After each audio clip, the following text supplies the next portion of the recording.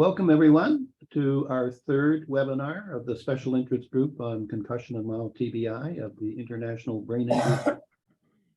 We're delighted today to have Michael Ellis be our speaker, and I think you will all learn a great deal from Michael. He's a neurosurgeon trained from the University of Toronto, and at some point towards the end of his training, he ended up in the concussion world and was asked to set up a concussion clinic in Manitoba, not knowing that it was basically going to be the only concussion clinic in Manitoba, Canada. And so he went out of his way to learn about how other people do things. He came and visited us in Buffalo. He visited the people in Pittsburgh. He probably could give you a long list of other places that he's visited, and he does what we call the case method, which is copy and steal everything that is useful to you to set up your own clinic. And I visited Michael, saw how they operate, and ended up taking some ideas back to our program. So it's a delight to work with people like Michael, because he's only going to improve things. He's dedicated to that. Now, one of the things that you should know about the province of Manitoba is it is a large geographic area. There is metropolitan areas, but there's a lot of suburban and particularly rural areas, and the largest proportion of population in Canada for First Nations communities. So as a result of his mandate to serve all of the province, he's had to make adjustments in serving very different communities in very different ways. So we're looking forward to hearing how he has accomplished that, because it is unique, it is impressive, and there are many, many other areas in the world where this kind of service needs to be developed, and can learn from Michael's experience. So thank you, Michael, for being with us. Thanks so much, Barry, for having me. You can see my slides okay there, Barry? Yes. Okay. All right. So thanks again for the opportunity to kind of speak to you today. I'm going to kind of share our kind of history with telemedicine and try to provide a bit of an outline, a bit of an approach to caring for patients through telemedicine for those that are interested in developing telemedicine programs or using telemedicine. So these are just my disclosures. I have worked with Parachute in the past, and I have contributed to the Ontario Neurotrauma Foundation guidelines, in particular, the domain on telemedicine and virtual care, who I worked with Nick Reed, who I see there. It's been a long time since I've seen Nick, so nice to see you. So the objectives for this talk are to define telemedicine and teleneurology, to review our own institutional experience, and then I'm going to essentially walk you through the ONF telemedicine domain just to kind of show people how it works and how you kind of apply it to patient care.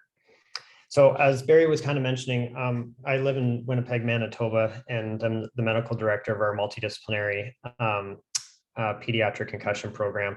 It was established back in 2014. It's provincial government funded. It utilizes a multidisciplinary model of care. We see pediatric sport, non-sport related concussion patients, patients with acute injuries, those with persistent symptoms. We also provide outpatient care for patients with moderate and severe traumatic brain injuries seen through our children's hospital.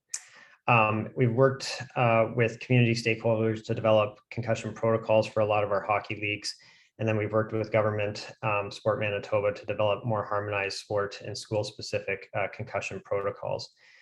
As Barry mentioned, we serve a very vast geographic catchment area. So if you're familiar with the geography of Manitoba, which many people are not, Winnipeg's sort of at the southern bottom part of it, but there's a lot of northern remote and rural communities, some of which are only accessible by airplane. We also serve the Kivalliq region of Nunavut, which is the large territory further north of Manitoba, where there's a number of different communities that are not connected by road access. So it's only through plane that you can actually access some of those communities.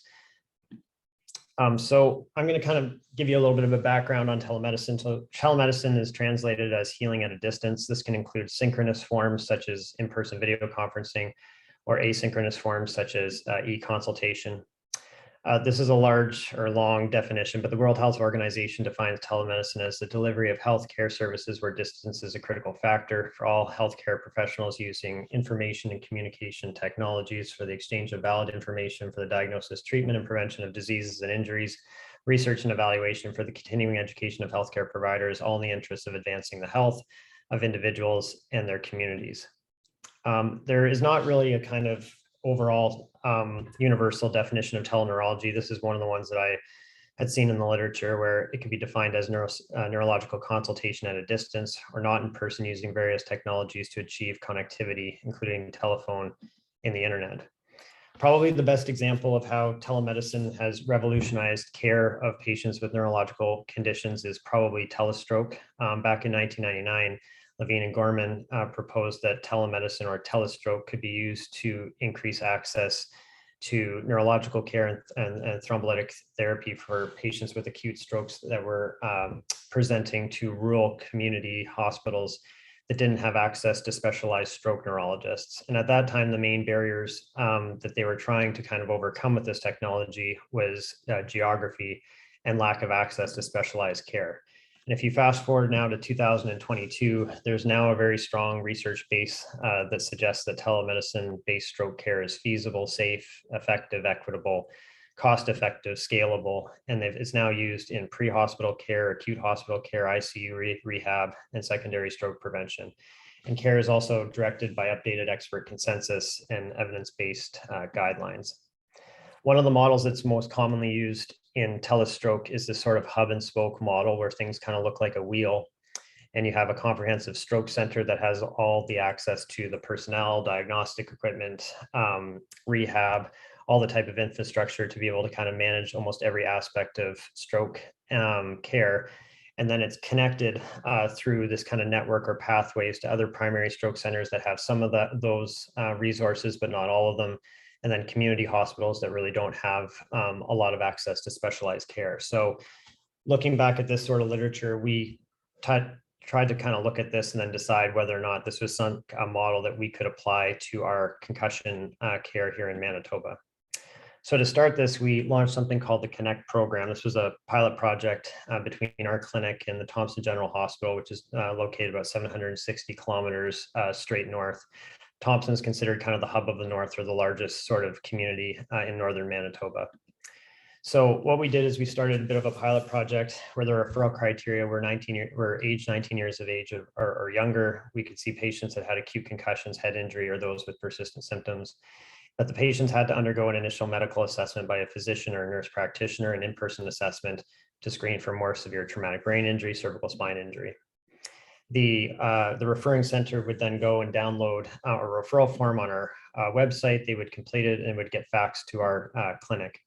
And all the referrals were screened by myself to decide whether or not we thought we could try to see the patient through telemedicine, or whether or not the details of the patient would require us to bring the patient down for an in-person assessment to start. So the medical assessment was composed of a symptom inventory that we faxed to the referring hospital. They would complete and fax back to us a clinical history and unassisted virtual physical examination that was conducted without the aid of a telepresenter. So we didn't have anyone else in the room that could assist with the physical exam. And then we were able to review diagnostic imaging through our kind of provincial PAC system. So through the pilot project, 20 patients were seen. The mean age was 13 years. They were seen through a variety of mechanisms, sports, non-sports related injuries. 90% underwent initial assessment through telemedicine and video conferencing. This resulted in 17 acute concussion diagnoses, 1 persistent post-concussion symptoms, and 2 infants that we saw that were classified as head injuries. And one of the patients with an acute concussion was diagnosed with an extraocular muscle entrapment secondary to orbital floor fracture. A small proportion of the patients did undergo referral to one or more of our multidisciplinary kind of professionals, and 1 patient was sent to Winnipeg for a diagnostic test. At the end of the program, 90% of the patients met the clinical criteria for recovery. 1 remained in treatment, 1 was discharged to a neurologist, and the median time to clinical recovery was 25 days. Importantly, 80% of the patients included in the study were managed exclusively through telemedicine, so they didn't have to travel to Winnipeg. And we tried to do a little bit of an economic analysis by looking at road reimbursement travel rates. And you could see that there was a significant cost saving, but this really didn't take into consideration travel related to flying or accommodations, food, expenses for escorts, things like that. So through this early experience, we did notice some advantages of telemedicine. It obviously enhanced access to specialized care to underserved communities that wouldn't have access to those types of specialists.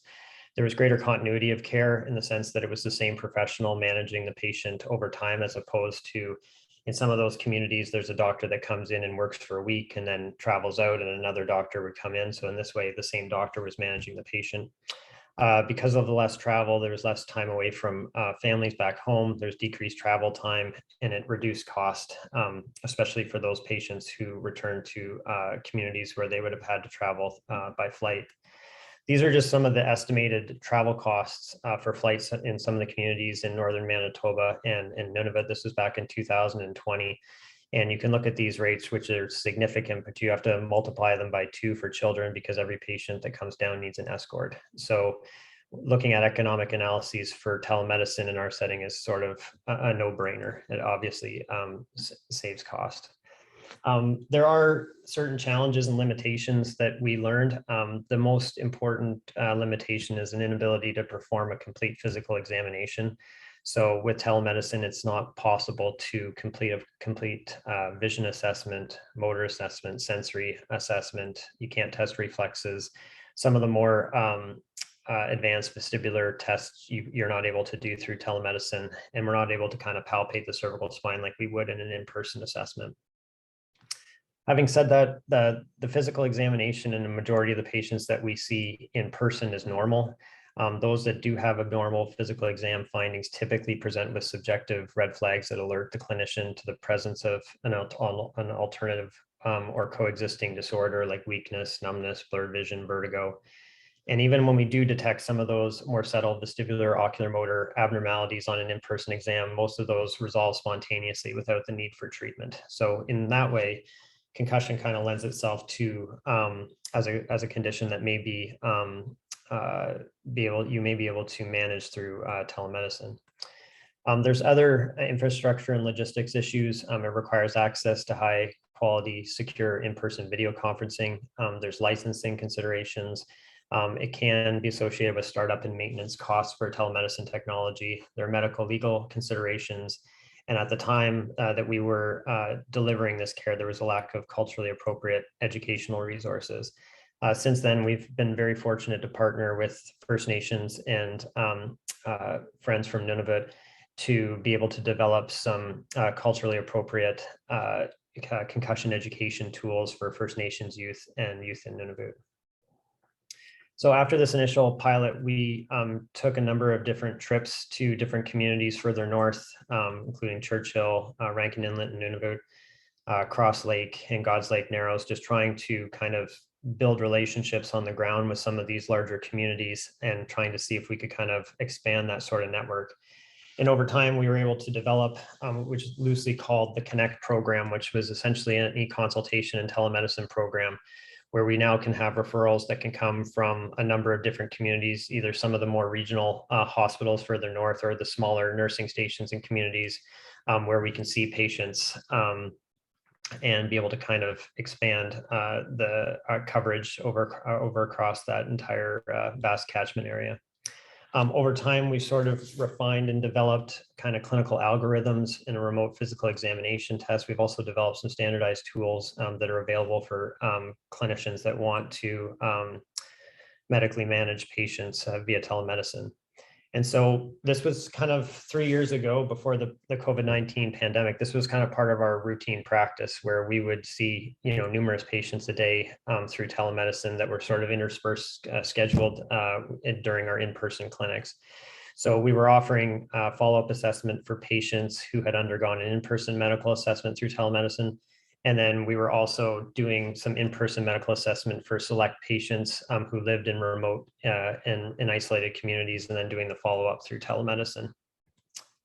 Obviously, the COVID-19 pandemic has had a bit of a transformational impact on virtual care.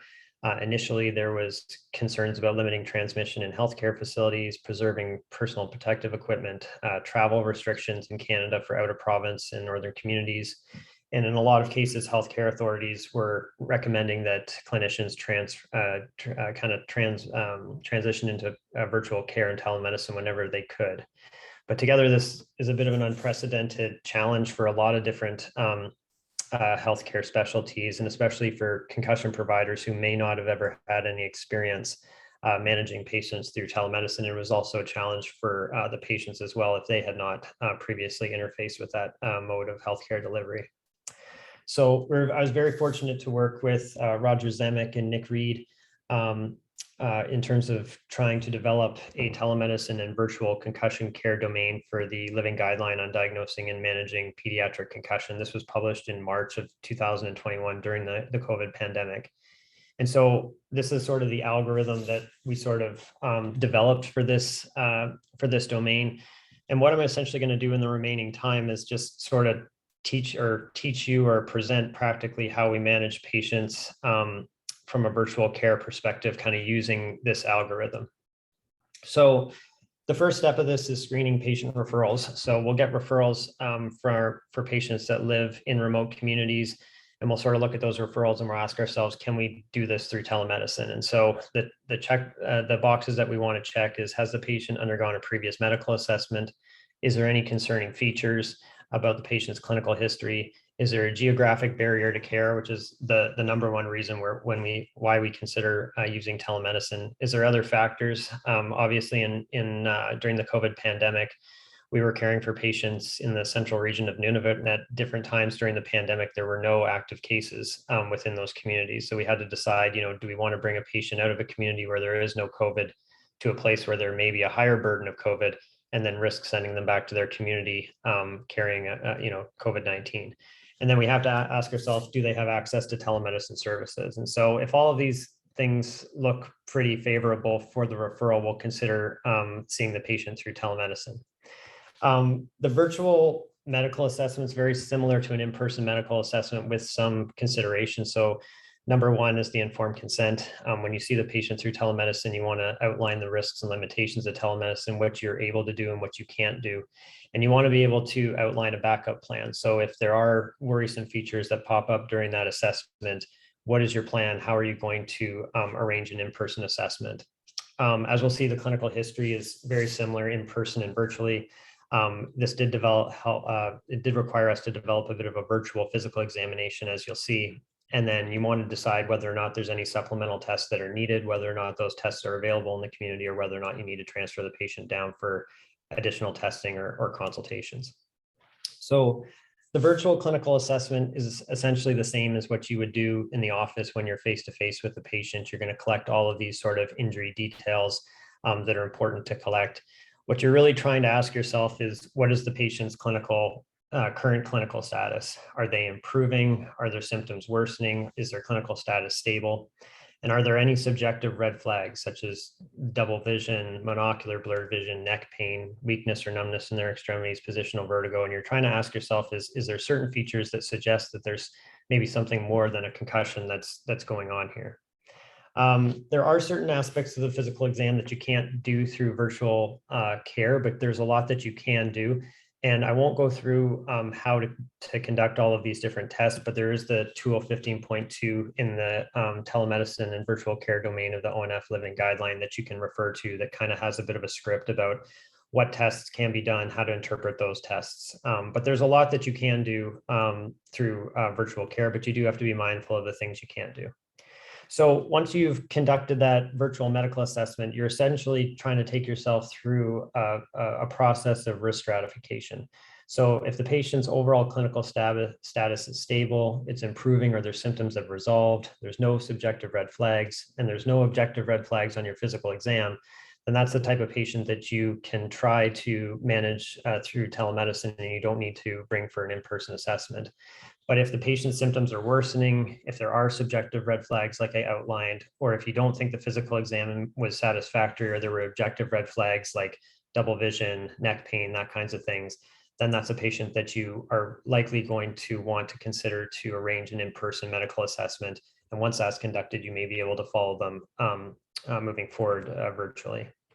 So at the end of that medical assessment is similar to the in-person situation. You're going to communicate the diagnosis to the patient. You're going to provide them a written or electronic and verbal return to school, sport guidance. You're going to provide them with medical documentation, and you're going to arrange follow-up. And if this is done virtually, you will have to find a way to either electronically transfer this information to the patient. We would have to fax these types of documents to the nursing stations. When it comes to follow-up, again, you're going to obtain consent. And then from a clinical history point of view, you're essentially walking through the same type of thing that you would do in the office. So are the patient's symptoms improving? Are they worsening? What symptoms are they currently, are more the predominant symptoms? How are they doing in terms of those clinical milestones, whether it be school, sport, or work? Are there any new subjective red flags that we need to worry about or further investigate? You may want to complete or repeat some of the virtual physical examination tests. And then again, you're going to consider whether or not any supplemental tests are needed to manage the patient. Again, similar to the initial medical assessment and the follow-up, you're asking yourself, are things basically following along, how we would expect? Is there no red flags? And we can continue to manage those patients virtually. But if the symptoms are worsening or patients are taking a kind of trajectory that seems atypical for concussion, or if they have any objective red flags or subjective red flags, then you have to consider whether or not you need to arrange an in-person medical assessment. Generally, as you follow patients, they're going to be either kind of go into one of two kind of pathways, whether or not they're clinically recovered or they develop persistent symptoms. So if they're clinically recovered, you're going to confirm clinical recovery based on what criteria you use. You're going to provide them written and verbal, either return to school or sport education and guidance. You're going to provide, in Canada, we have standardized medical documentation that we provide patients when we're medically clearing them to return to sports. So again, you're going to have to provide that to the patient through fax or electronically.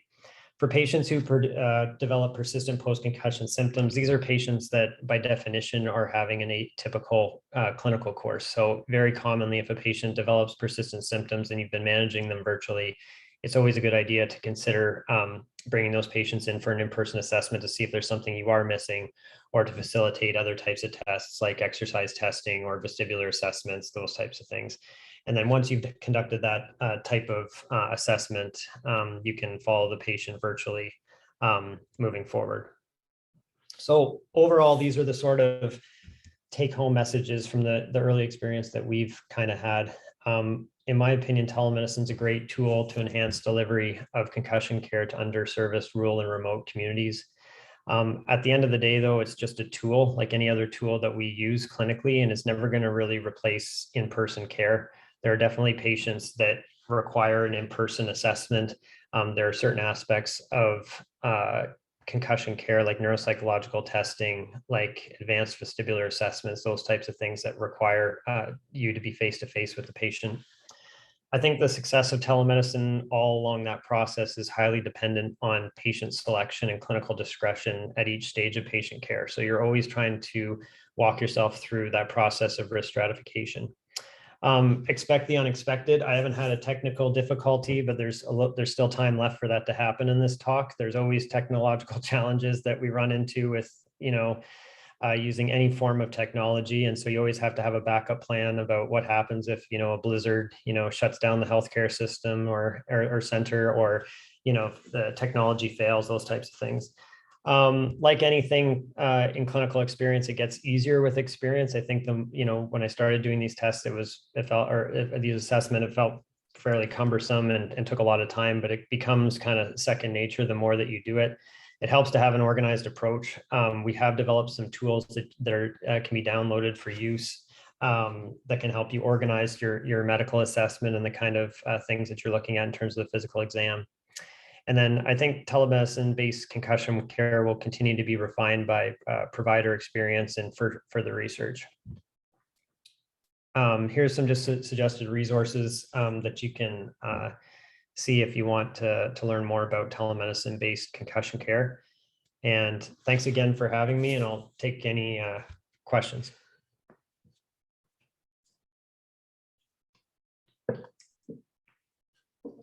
Well, I asked Dr. Ellis to leave us some time for discussion. I wasn't expecting this much time for discussion, but It's actually a bonus, absolutely a bonus. Patty Foster, I think you win the prize for the most questions. Would you like to start by asking one or two of your questions? Sure. Thanks so much, Dr. Ellis. Thanks so much. And thanks so much for this time, how needed it is, especially I'm finding in the rural areas. I am on the Texas State Advisory Council for all of the brain injury survivors, thrivers, families, and as well as Hope After Brain Injury. And so I'm just wondering, Dr. Ellis, what are some ways that you guys actually deal with the internet problems and signals in those rural areas who so drastically need help in telemedicine? I think it's a good question. My experience with telemedicine has been somewhat biased because the patients that we care for are undergoing care via telemedicine at a healthcare facility within their community. Okay, so in some of the communities, the access to Wi-Fi and the bandwidth is insufficient to be able to offer telemedicine care to everybody in their homes. And so I think the model that you use or the platforms that you use that's going to factor into people's experience. Like I said, all of our patients are kind of going to a healthcare facility where there's secure access. And we normally don't, even then we still have some technical difficulties in terms of, getting the equipment going or those types of things. But I do think that that's a major barrier when people don't have access to Wi-Fi, don't have access to personal electronic equipment. It creates disparities in care. And I'm not sure exactly how to overcome them. I definitely know there's patients in our communities that we serve who don't have a home phone. And so there literally has to be a person from the healthcare center who walks to that person's house, knocks on the door and says, hey, you have an appointment at this time, may have to go, knock again to remind the patient to come to the healthcare center. So I do think that access to technology is a big barrier for delivering TBI care and support. Yeah, so true. And you mentioned that some 3 years ago is when you guys started doing telemedicine before COVID came on the scene. What are some of the changes or edits or things you've done differently about the whole process since that 3-year start? I think it changed a little bit during COVID. During COVID, despite the fact that there were concerns around like COVID transmission in healthcare facilities, those types of things, we were still seeing, I still believe that patients who have acute head and neck trauma ideally are managed in person. So we were, despite taking the proper precautions, we were still seeing a lot of our patients in person to do those initial assessments if they lived in Winnipeg. Mm-hmm. And then we were following patients largely by telephone, which was new for us because we weren't doing that and we didn't have billing codes to be able to kind of deliver that care through telephone, especially if we knew what the in-person exam was. And if it was normal, there wasn't always a need to do things through in-person video conferencing. But having had that 2 or 3 years experience prior to the COVID-19 pandemic, we were very well prepared to be able to manage patients in our northern communities. And it was significant because we did worry about spread of COVID to the smaller isolated northern communities. And so if we could manage somebody through telemedicine, that was a huge bonus for us and the community, I think, in terms of trying to keep them safe and keep COVID out of those communities. Yeah. What kind of impact did you find that it had on the caregivers as well, the families? We've never done any patient satisfaction work related to our telemedicine.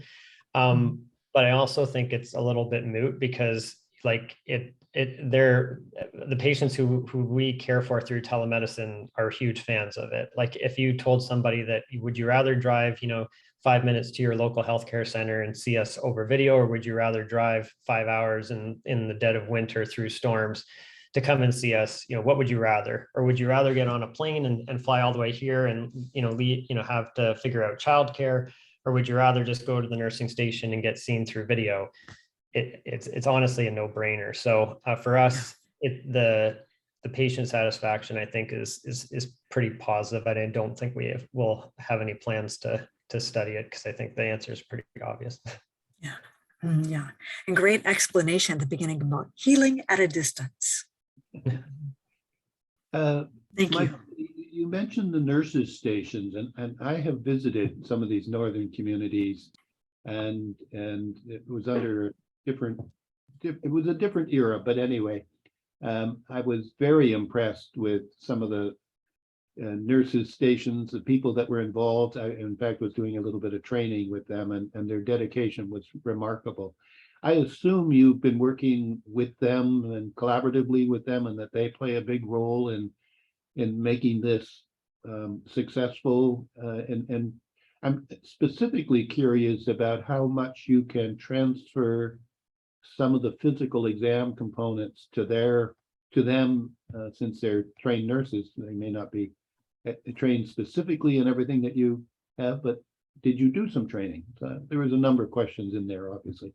You know, in some of those communities, you may only have one or two people that are working at a time, and they're doing everything in those communities. Managing acute patients, managing patients that have elective visits, those types of things. Medevacing patients out. So we never really had the opportunity to have like a nurse sitting in the room with us when we were doing those assessments. It was really just us and then the patient and their parent that were there.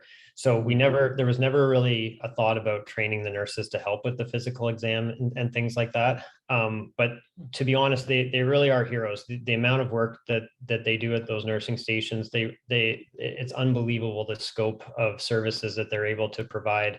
And at the same time, I think they were very open to wanting to have access to these services if they could help them out, and if there was a demand. So one of the most important things that we did was traveling to those communities and meeting the people on the ground, because I think the success of any telemedicine service really depends on building relationships with the referral sources that you have and with those communities.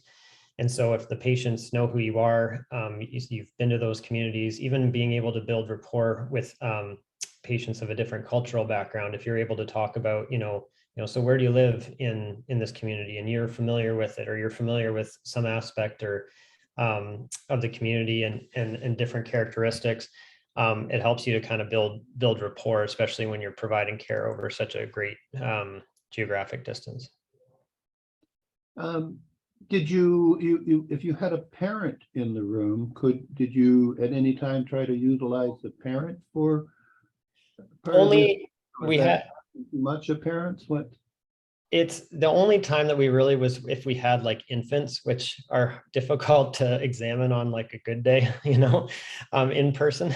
So we would sometimes have the parents help out in those types of things, or like help show us, little, bumps or bruises, that kinds of stuff. But we didn't really, I think you can do a lot through your unassisted assessment. I think you can get a pretty good exam and an idea of people's neurological functioning without the assistance of anyone. Age is a contributor, in terms of trying to get patients to perform different aspects of the physical exam. But a lot of the kids are pretty cooperative and responsive to, what you ask them to do. And when you can't do stuff because kids are too young, you sort of just make a common sense, decision. And in some of the larger centers, there's always, if you're concerned about things and you don't want to transfer the patient, you can always refer them back to someone on the ground that could maybe, can you please look in this kid's ears, or can you measure visual acuity, just so that we're all on the same page and there's no concerns, and then you can continue to manage them. So I definitely, if you can, telemedicine works great if you know the people on the ground and you have those great relationships. It's more difficult to do if you don't have those, I would say. So your primary goal initially is to rule out a serious concern, your red flags, as you put it. And we're doing some research on developing a standardized physical exam, and we've published a number of papers on it. And we're now trying to see how much of that standardized physical exam we can do through telemedicine. And there's clearly some things you cannot do, right. But there are some things you can do. How are you doing, for example, how do you feel are doing with ocular motor performance exam? I think it kind of depends. I think you can definitely take patients through like a general extraocular movement kind of assessment. You can look at things like smooth pursuits and saccades. It depends a little bit on the quality of the visual quality of the video. Okay, depending on if there's a delay, that kinds of stuff that can add to things. But there are limitations. I don't think you're going to maybe see all of those subtle little abnormalities, catch up saccades, things like that you would in an in-person assessment.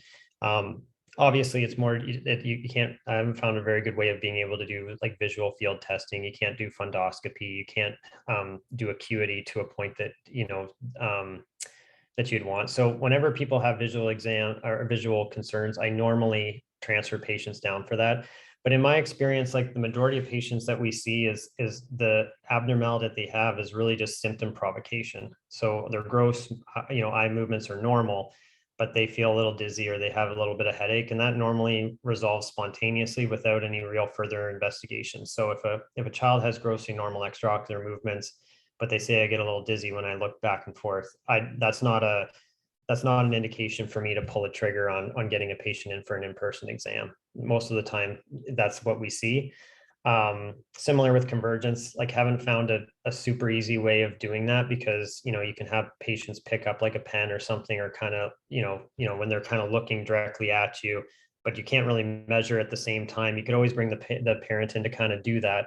At the same time, again, most patients, even if they have a bit of convergence insufficiency or a receded near point of convergence, it normally resolves spontaneously without any intervention. So, and then obviously if kids present with like vertigo or diplopia, those are kids or patients you're gonna definitely see in person, because you're gonna want to do more comprehensive, vestibular and ocular motor testing.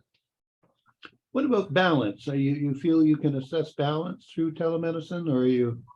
I think you can, depending on the environment. Like we don't have like in northern communities, oftentimes it's telemedicine equipment that's just wheeled into a random exam room that's used for in-person assessments throughout the day. So the environment that when we turn on the screen, you get what you get. And sometimes you don't have an ability to see a patient full view. Sometimes there's a table there.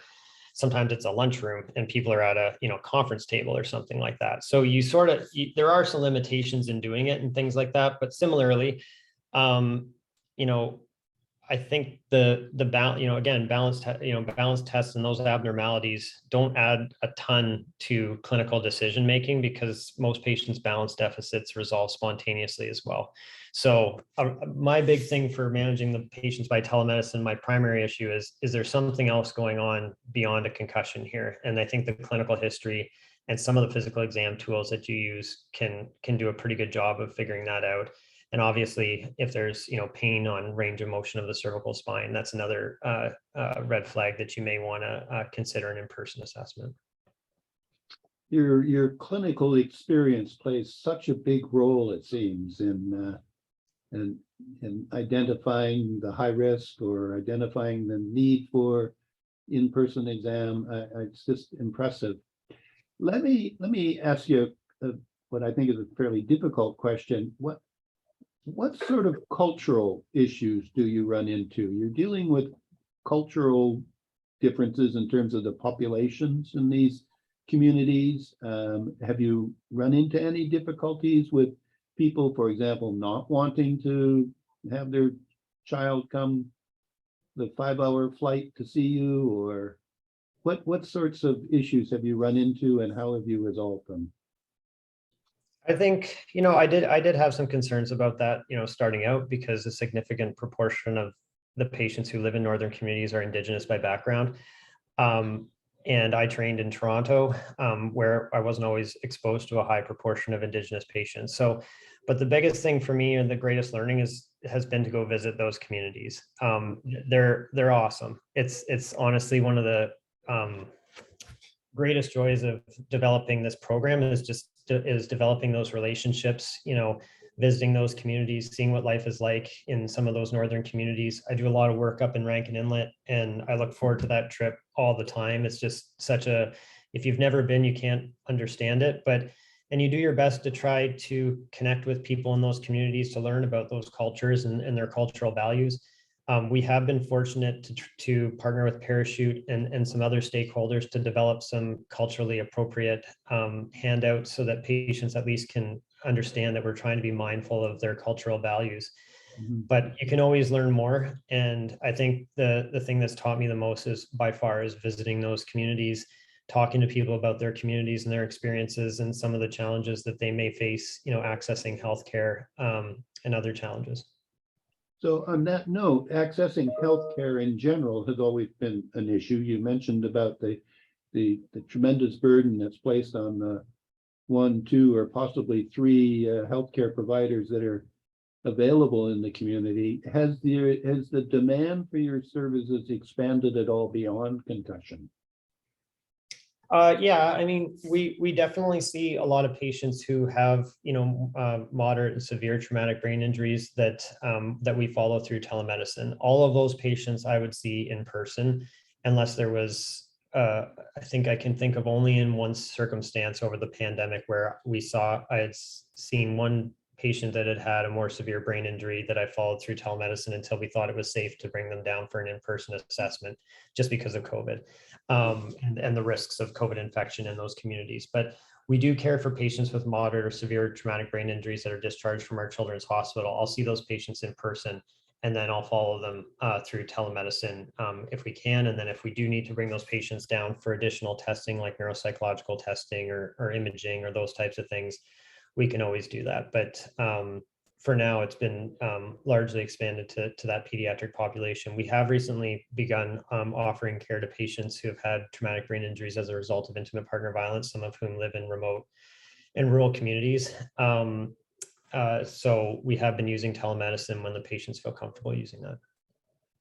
Yes, that can add some complications for sure. So one other related question to COVID is, we've been looking at the possibility of applying some of our knowledge about concussion and particularly post-concussion delayed recovery to the long haulers, or whatever other term is used for people with chronic health issues following COVID. Has that cropped up for you at all? Has anybody requested that of you? Have you thought about that? No one's requested that of me per se. I think, and we've definitely encountered that where we've had patients who, have had a concussion and they had COVID, or they had COVID and then shortly after developed a concussion. And those patients are a little bit difficult to manage because I don't think we know enough about what those kind of long-term consequences of COVID can be in the pediatric population. And there's always an overlap with some of these kind of non-specific symptoms that patients with persistent post-concussion symptoms can have. But I'm not aware of, and maybe I should be aware, but not aware of anyone who's really looking at that as from a multidisciplinary kind of approach. It does sound like a lot of the symptoms that patients do experience following COVID can be concussion-like. So whether or not there's a role for exercise programs, those types of things, other types of multidisciplinary interventions, there likely is, and I would imagine that some of that could be delivered through telemedicine, but I haven't been directly involved with it. Okay, I was just curious. Yeah. Do we have any other questions out there? I've been kind of taking Nate over. has his hand up. Sorry. Yeah, there's a couple here, Barry, and maybe I see Jackie's hand up. I'll let Jackie go first, and then I'll save my question for after. So Jackie, go ahead. Oh, hi, everybody. Thanks for your talk. That's so relevant. My question is, or my challenge is usually trying to actually engage the patient that is somewhere in remote. And because you don't have that personal relationship, I just find I can't get them to answer a phone call. I just can't engage them after they have been referred. Any tips on that process, especially with these remote communities? Yeah, there is sometimes difficulties contacting patients for follow-up appointments and things like that. I think the thing that I would suggest is if you've seen a person, I mean, as much as telemedicine is a great tool and we've had some success with it, I do think that there's limitations in terms of that kind of building rapport kind of, factor of medicine. I think that if you meet somebody in person, face to face, and you have the time to be able to kind of have that discussion about, who they are, where they're from, their community, those types of things, I think you can build a stronger relationship that way than you can, sometimes where you feel like you have a bit of a hurried telemedicine appointment, at a busy nursing station. There's, multiple providers trying to get on to access patients. So I don't know if I have any real clear, pearls of wisdom, but I do think that if you can build, a stronger relationship in that initial assessment, then it's more likely to benefit you as you try to engage the patient in follow-up care. So can I just ask in follow-up, because it's usually that first appointment, do you, for example, if you can't reach the patient for that first appointment, do you contact the local nurses station, or do you contact, who do you contact? You mentioned earlier, maybe that person actually doesn't have even a cell phone or working phone. Any kind of tips of who you go to actually engage that patient? Yeah, I mean, obviously, when you see patients in person, you want to try to make sure that you do have as much reliable contact information, or what number can we reach you at, and things like that. In a lot of the communities, the healthcare centers are excellent at locating patients. They do have different ways of being able to either drive out and find a patient and say, hey, one of the doctors has been trying to, contact you for follow-up and things like that. So you can do that. We become really, because we care for patients in larger communities, you become really close with the nurses in charge and the people that work at the healthcare facilities, the people that run telemedicine. And they have different ways of just being able, oh yeah, I just saw her the other day at the Northern, I'm gonna go down and find her. And honestly, that works. And so I saw them at the grocery store this morning. and everybody's, in a lot of cases, people are, more well connected in a smaller community than they are in a larger urban center like we live in. And there's ways of doing that. Oftentimes you may have to reschedule appointments or work around people's schedules. But sometimes you can find people just, by asking for help in situations where otherwise it's difficult to locate them.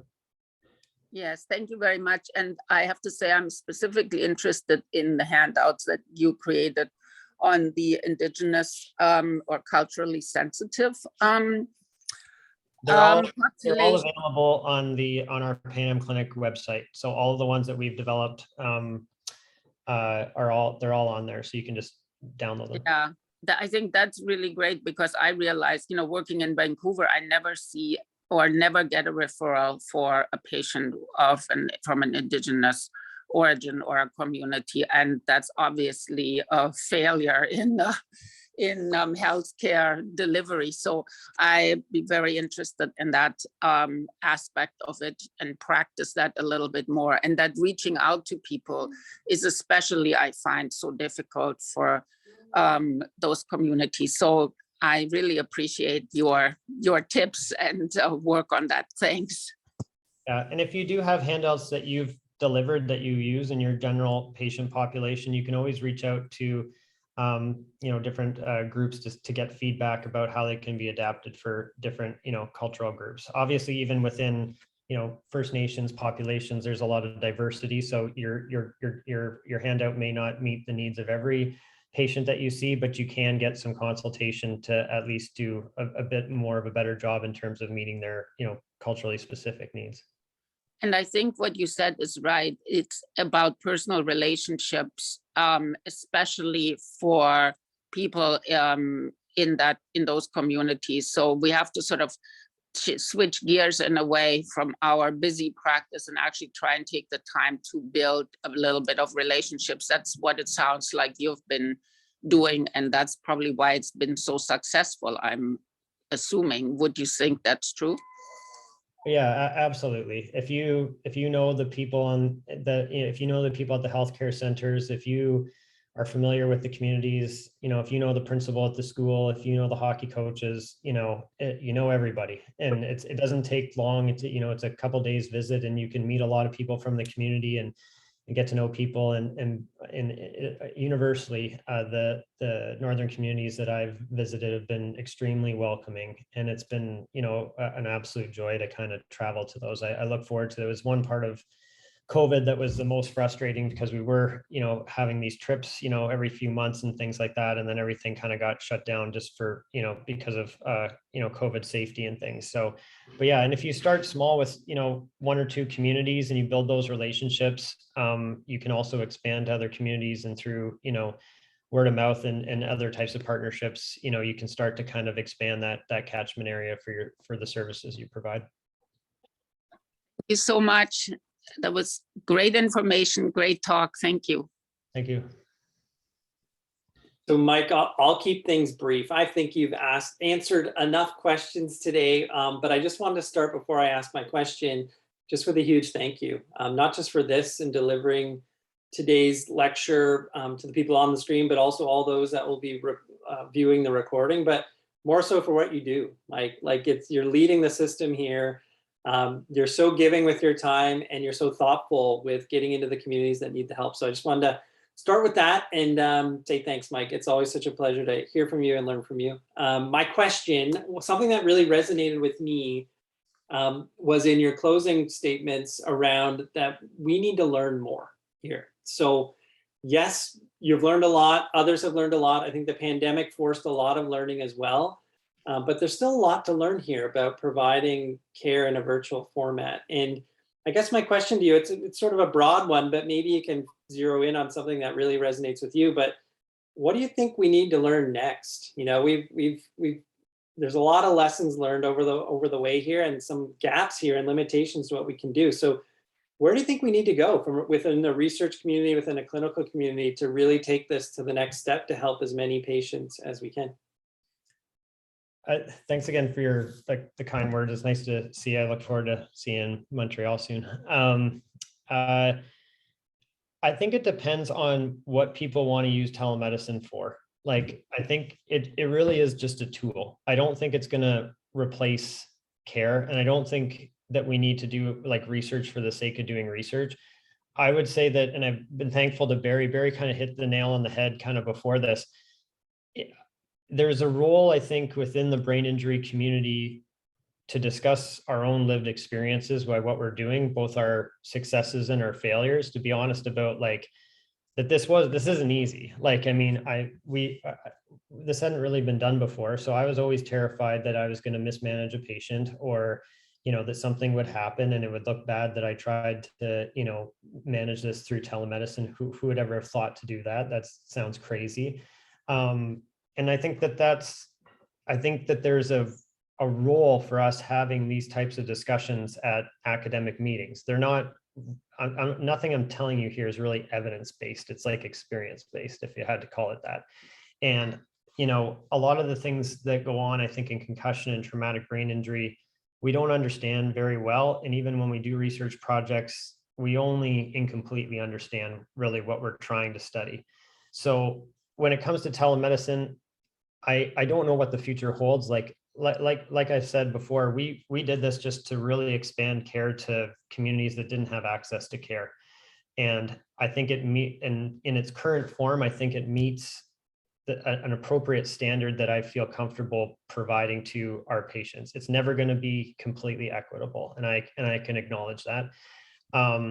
I do think that there's a potential role for better technology. Prior to the pandemic, we had reached out to partners in Saskatchewan about using remote telemedicine robots that have kind of more advanced capabilities in terms of what they're able to do, from like zooming functions, that kinds of stuff. They do have the ability to have like a stethoscope where you can listen to the patient. There's a whole bunch of different other probably modalities. Like they do remote presence, like ultrasound for pregnant women, those types of things. They can monitor things in terms of critical care setting for kids that are acutely ill. So I think Saskatchewan's really ahead of all the other provinces when it comes to that type of technology and utilizing it. It is expensive, so you need to be able to have your health authority kind of invest and buy into the benefit of that. So we have we did discuss doing a bit of a pilot project with a northern community, but just with COVID and being able to travel across borders, we didn't get it off the ground yet. So I hope we can kind of renew that and see if there is, if using these more fancier robots can enhance care, that kind of thing. But I think it all depends on what you want to utilize it for. Like, you're an occupational therapist, so you would have to ask the occupational therapist what they think the strengths and the limitations are and where they're using it. We did do a bit of a research study where we were trying to capture telemedicine use and concussion, before and after the COVID pandemic, and occupational therapists were kind of leading the way in terms of using this. And it lends itself to their practice if you do have to do some interview type things, and then maybe there are some assessment tools. There seems to be controversies about whether or not neuropsychological testing can be done over telemedicine. I think just largely because of just the way the supervision is set up and things like that. I know our neuropsychologist was doing a little bit of intake interviews, but wasn't doing any neuropsychological testing through telemedicine. But every community is going to have to sort of decide what they're using it for and what patients they want to serve and how it fits into their practice. And I think you'll have so many different research groups in different geographic, areas, that the way they use it will be different. In Texas, which is, has so many, rural communities, you can imagine that telemedicine could be, very helpful. We've never really looked into this, but what is the use of telemedicine in underserviced countries that don't have telemedicine care? If I can provide care to somebody in Nunavut, why can't I provide some, care to somebody in another part of the world? Obviously, there's licensing, limitations and that kinds of stuff. So I honestly think telemedicine is sort of this, there's no limits as to what people want to do, but it has to be practical. And if it's not practical, people won't use it and people won't engage in those types of programs.